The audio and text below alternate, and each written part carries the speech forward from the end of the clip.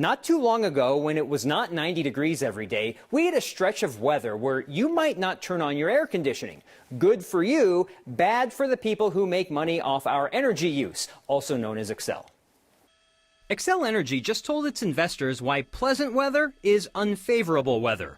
For the second quarter of 2023, Xcel in Colorado specifically earned $93 million, which is actually a 30% drop from what it made in the same time period last year. Part of the blame, weather that does not require us to turn on the heat or air conditioning. To Xcel, that's called unfavorable weather. But looking at the first half of 2023, Xcel's earnings in Colorado are just about even with where they were last year, $307 million in profit. Oh, wow. Investors were quite curious with the impact of the civil lawsuits around the Marshall Fire. In its quarterly report, Xcel counted 8 Marshall Fire lawsuits with 586 plaintiffs.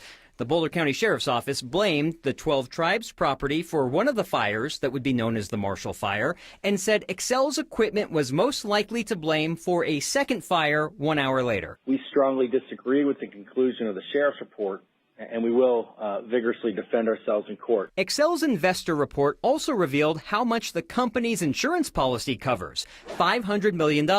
An investor analyst pressed for more information about that coverage. In terms of the $500 million insurance, what was the cost of that insurance and when was it procured? We haven't disclosed the cost, Ryan, and every year we renew our insurance program and we continue to look at that. The second question asked by that investor analyst is something you've been curious about also. So the $500 million, any associated costs with procuring it, is that passed on to ratepayers or is that embedded in your O&M cost outlook?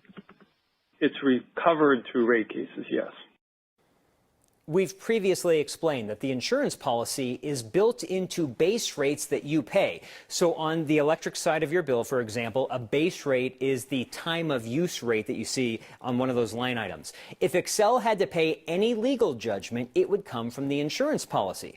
Now, I don't have an answer what happens if the company had to pay out more than the insurance policy, but if the company wanted to try to pass that on to customers, it would have to be approved first by the Public Utilities Commission.